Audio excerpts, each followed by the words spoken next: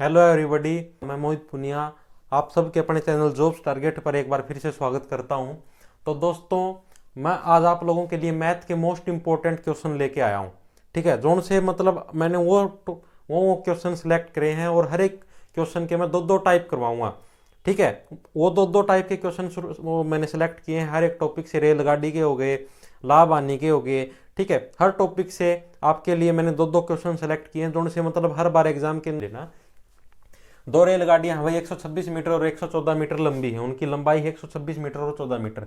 दोनों रेलगाड़ियां एक दूसरे की विपरीत दिशाओं में 30 किलोमीटर प्रति घंटा और 42 किलोमीटर प्रति घंटा की चाल से चलते हुए एक दूसरे को कितनी देर में पार करेंगे। दो रेलगाड़ियां भाई, एक की लंबाई है 126 मीटर, दूसरी की है 114 मीटर। ठीक है, दोनों रेलगाड़ियां एक दूसरे के अपोजिट चलने लग रही हैं, ऐसे एक दूसरे की तरफ ऐसे चलने लग रही हैं। एक की स्पीड है 30, इसकी स्पीड 30 है, इसकी स्पीड 42 है। एक दूसरे को ऐसे मतलब अपोजिट चलने लग रही है, एक इस पटड़ी पर एक इस पटड़ी पर। तो ये देखा, जब वो एक दूसरे को ऐसे ऐसे पार करेंगे तो कितनी देर में एक दूसरे को पार कर जाएंगे, ये प्रश्न पूछे है। तो इसको हम लोग कैसे करेंगे? देखो, सबसे पहले तो मैं आप लोगों को ये चीज बता देता हूं। अगर कोई भी प्रश्न आ जाए, प्रश्न दो तीन टाइप के आएंगे आप लोगों के पास। एक प्रश्न तो यह आएगा भाई, दो रेलगाड़ियां आमने सामने से आ रही हैं, फिर एक मतलब एक पैरेलल पैरेलल चल रही है एक ही लाइन के अंदर। तो इनको कैसे करेंगे? जब भी कोई अपोजिट से आए कोई भी दो रेलगाड़ियां, तो उनकी लंबाई को हमेशा जोड़ दो। ये चीज याद रखना, अगर अपोजिट से कोई भी चीज आए, चाहे रेलगाड़ी आए, चाहे आदमी आए, कुछ भी आए अपोजिट डायरेक्शन से, अगर आप इससे इस डायरेक्शन में जा रहे हो, अगला इस तरफ हमारी तरफ आने लग रहा है, तो उसकी लंबाई को और मेरी लंबाई को आपस में जोड़ देंगे। ठीक है, तो एक ट्रेन ऐसे चलने लग रही है 126 मीटर की, एक 114 मीटर के सामने से आने लग रही है, तो इन दोनों की लंबाई को जोड़ देंगे। सबसे पहला स्टेप हमारा ये होगा।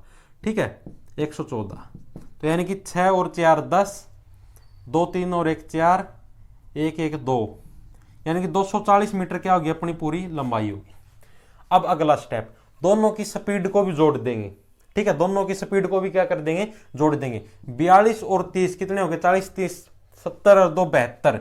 दोनों की स्पीड कितनी होगी? 72 किलोमीटर प्रति घंटा। अब एक चीज और आप लोगों को जो ध्यान में रखनी है, अगर ये लंबाई मीटर में दे रखी है तो आपको स्पीड को भी मीटर पर सेकंड के अंदर कन्वर्ट करना पड़ेगा। अगर लंबाई किलोमीटर में है और स्पीड किलोमीटर में है तो कोई कन्वर्जन की जरूरत नहीं, डायरेक्ट सवाल सोल्व हो जाएगा।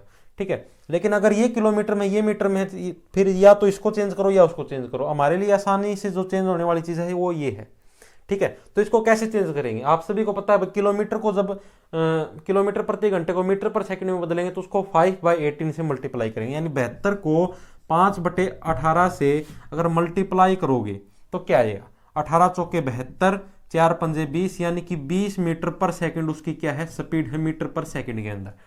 ठीक है, ये चीज समझ में आ गई। और अगर मीटर को किलोमीटर के अंदर बदलना हो तो इसे उल्टा कर देना, 18/5 से मल्टीप्लाई कर देना। तो अब हम इसके क्या पूछा भाई? टाइम का फॉर्मूला क्या होता है? टाइम का फॉर्मूला क्या होता है? टोटल डिस्टेंस बाय में टोटल स्पीड। टोटल डिस्टेंस कितनी है? 240 मीटर, और टोटल स्पीड कितनी है अपने पास? 20 मीटर पर सेकंड।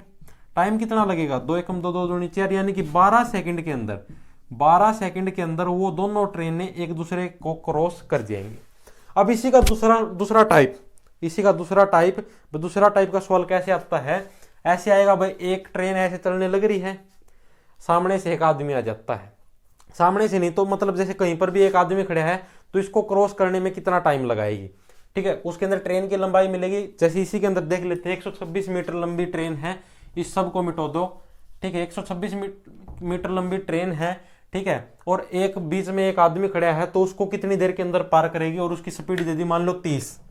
ठीक है, उस ट्रेन की स्पीड कितनी दे दी अपने को भाई? 30 किलोमीटर प्रति घंटे की स्पीड दे दी है। तो उसको 30 किलोमीटर प्रति घंटे ट्रेन की स्पीड है, 126 मीटर ट्रेन की लंबाई है। यहाँ पर कोई पोल है, कोई आदमी है, कोई कुछ भी खड़ा है, तो इसको वो ट्रेन कितनी देर के अंदर पार करेगी? तो इसको डायरेक्ट करेंगे, टोटल डिस्टेंस बाय में टोटल स्पीड का फॉर्मूला लगाएंगे। ठीक है, पहले तो इसको कन्वर्ट करेंगे स्पीड को। ठीक है, 30 किलोमीटर को मीटर पर सेकंड में के अंदर कन्वर्ट करोगे, 5/18 से मल्टीप्लाई करोगे, 2 में 18 15। ठीक है, 3 3 9, 3 पंजे 15, यानी कि 25/3 क्या होगी आप लोगों की? 25/3 मीटर पर सेकंड क्या आएगी? स्पीड आएगी। ठीक है, डिस्टेंस दे रखी है 126 मीटर। फॉर्मूला कैसे आएगा? टोटल डिस्टेंस बाय में total time, total distance 126 metre, total time 25/3, तो यानी कि 25/3, तो 3 की कहाँ पर चला जाएगा, ऊपर चला जाएगा। और इसको सोल्व करने के बाद आप लोगों का टाइम आ जाएगा भाई, एक ट्रेन 126 मीटर लंबी 30 किलोमीटर की चाल से चलती हुई कहीं पर यहाँ पर बीच में चाहे आदमी हो चाहे खंबा हो चाहे कुछ भी हो, उसको इतनी देर के अंदर पार करेगी। इस टाइप का सवाल भी आता है आप लोगों के पास। तो हमने देखो इसके अंदर 2 टाइप कर लिए हैं। अब एक टाइप और बता देता हूं भाई, अगर कोई सामने से, ये तो सामने वाला कर लिया, अगर जैसे ऐसे हो जाता भाई, एक आदमी दौड़ा दौड़ा चल रहा है ट्रेन के साथ साथ, आदमी की स्पीड 42 होगी, ट्रेन की स्पीड 30 होगी, कुछ भी लगा लो, वैसे तो ट्रेन की ज़्यादा होती है, आदमी की 30 लगा लो, ठीक है। ट्रेन की 42 किलोमीटर, आदमी की 30, ट्रेन की 126 मीटर, आदमी कुछ भी लंबाई कवर कर रहा है, तो उसके अंदर क्या आ जाएंगे, दोनों आपस में घट जाएंगे। यहाँ पर उस सवाल के अंदर जुड़े थे, जब आमने सामने से आ रहे थे उसके अंदर जुड़े थे, लेकिन इसके अंदर क्या हो जाएंगे, घट जाएंगे जब एक दूसरे के पैरेलल चल रहे हो। पैरेलल का मतलब साथ साथ चल रहे हो, ठीक है, तो उसके अंदर ये डिस्टेंस घट जाएगी 126 मीटर, और मान लो यहाँ पर है 130 मीटर, तो ये दोनों आपस में घट जाएंगे और ये दोनों भी आपस में घट जाएंगे, और इसी फॉर्मूले से ये सवाल भी सोल्व हो जाएगा। सबके समझ में आ गया हो तो कमेंट करके बता देना। अगले प्रश्न की तरफ बढ़ते हैं। अगला प्रश्न आप लोगों की स्क्रीन पर और आप लोगों की कॉपियों पर नाचने के लिए तैयार रहना चाहिए। मैं आप लोगों से एक बात कहना चाहूँ भाई, अपनी कॉपी पर साथ के साथ सवाल करके देखा करो। मैं सीरियस नहीं हूँ, मैं बहुत ज़्यादा फनी आदमी हूँ। 2 घोड़े 1400 रुपीज़ प्रत्येक के हिसाब से बेचे जाते हैं। 2 घोड़े हैं, प्रॉफिट एंड लॉस का मोस्ट इंपॉर्टेंट सवाल है। 2 सवाल करवाऊंगा, हर एक टॉपिक के सारे इंपॉर्टेंट हैं। तो 2 घोड़े हैं, 1400 रुपीज़ प्रत्येक के हिसाब से बेचे जाते हैं, यानी कि दोनों का एसपी सेम है। एसपी का मतलब सेलिंग प्राइस, दोनों घोड़े 1400 रुपया में बेचे जा रहे हैं, तो एसपी सेम हो गया, सेलिंग प्राइस, ठीक है। पहले घोड़े पर 20% लाभ और दूसरे पर 20 नहीं, यहाँ पर 25 आएगा भाई, दूसरे पर 25% हानि होती है। कुल लाभ या हानि प्रतिशत बताओ, ठीक है। पहला घोड़ा बेचे तो 20% का लाभ हो गया और दूसरे पर 25% की हानि हो गई, तो कुल लाभ या हानि प्रतिशत पूछा है। इस प्रकार के एक और टाइप के सवाल आते हैं जिसके अंदर ये दोनों सेम मिलते हैं भाई, 20% लाभ हो गया और 20% हानि होगी। इनको आप लोग आसानी से कर सकते हो क्योंकि इनके अंदर कुछ है ही नहीं। इसके अंदर सिर्फ एक सिंपल सा फॉर्मूला लगता है, जितने भी प्रतिशत की लाभ या हानि हुई है उसका कर दो स्क्वायर और डिवाइड में कर दो 100, ठीक है। 20 का स्क्वायर कितना हो जाएगा, 20 का स्क्वायर 400 हो जाएगा, डिवाइड में हो गया 100, 2 0 से 2 कट गई, 4% की हानि होगी। ये चीज और याद रखना, इस टाइप के सवालों के अंदर हमेशा हानि ही होगी। क्या होगी, हानि ही होगी, ठीक है। तो कभी भी इस प्रकार का सवाल आ जाए तो मैंने क्या बताया, ये 2-3 टाइप के आते हैं इस प्रकार के सवाल। अगर दोनों लाभ और हानि प्रतिशत अगर दोनों सेम दे रखे हो तो सिंपल सी ट्रिक क्या है, जो भी दे रखी है 20 दे रखी है 25 दे रखी है उसका स्क्वायर करो, डिवाइड में 100 कर दो, आंसर आ जाएगा काट पीट के, ठीक है। और हमेशा क्या आएगी, हानि आएगी।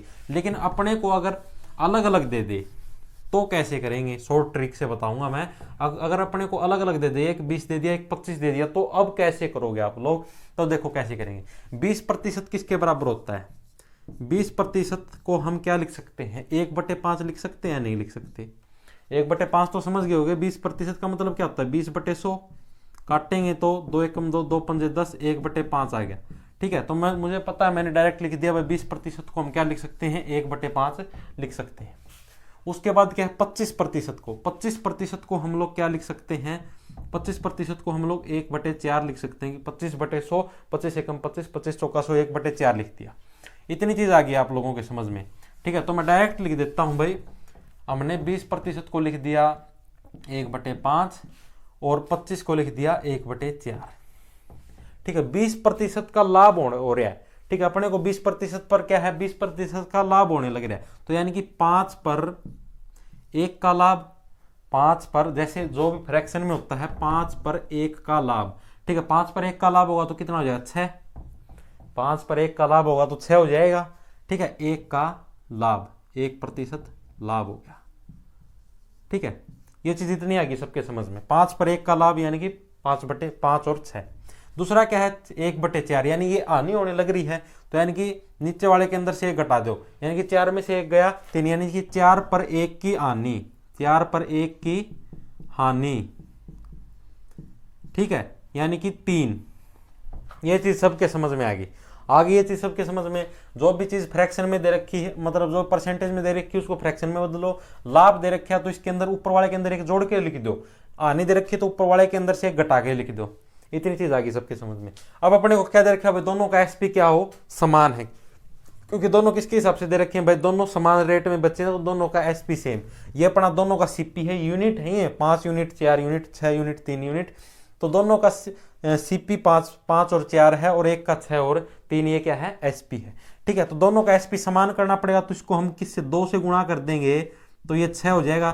तो दोनों एसपी समान हो जाएंगे या नहीं हो जाएंगे, हो जाएंगे। तो इस तरफ 2 से गुणा करिए तो इस तरफ भी 2 से गुणा होगी, तो क्या हो जाएगा 2 चौके 8 हो जाएगा। ठीक है, और इस बीच वाले की भी 2 से गुणा होगी, ये हमेशा -1 होएगा, क्योंकि आने का मतलब क्या है माइनस। ठीक है, तो इसकी भी 2 से मल्टीप्लाई हो जाएगी, तो ये क्या हो जाएगा -2 हो जाएगा। ठीक है, ये चीज आ गई सबके समझ में। उसके बाद इनको जोड़ देंगे, आप ही सारे को जोड़ देंगे, वो तो सेम, उसको तो कुछ नहीं करना। 5 को और 8 को जोड़ोगे कितना हो जाएगा 13, -2 और 1 को जोड़ोगे कितना आ जाएगा, 1 की क्या होगी, हानि होगी, -1 आएगा। ठीक है, तो अब इस सब से क्या क्या मिले हमें भाई, 13 पर क्या है, 13 पर 1 की क्या होने लग रही है, हमें हानि होने लग रही है। 13 पर हमें 1 की क्या होने लग रही है, हानि होने लग रही है। ठीक है, तो 1 पर क्या होगी, 1 पर क्या हो जाएगी 1/13। ठीक है, सीपी कितने पर होता है, हमें तो 100 पर निकालना है, तो 100 पर क्या हो जाएगी, 100 पर क्या हो जाएगी, 100 पर 1/13 गुणा में 100, यानी कि क्या हो जाएगा आंसर, आंसर क्या हो जाएगा 100/13%। सीपी हमेशा 100 पर निकलता है। ठीक है, तो लाभ या हानि भी हमेशा 100 पर निकलती है और हमेशा हानि ही होगी। मैंने बता दिया आप लोगों को, इन सवालों के अंदर हमेशा हानि होती है, तो 100/13% की इसके अंदर क्या होगी, हानि होगी। सबके समझ में आ गया होगा। समझ में नहीं आया हो तो वीडियो को थोड़ा बैक करके दोबारा सुन लेना, सबके समझ में आ जाएगा। 13 और 1 की हानि का मतलब है 13 पर 1 की हानि, तो 1 पर क्या हो जाएगी 1/13 की, और 100 पर क्या इतनी हो जाएगी 100/13 की। सबके समझ में आ गया सवाल। अगले प्रश्न की तरफ बढ़ते हैं।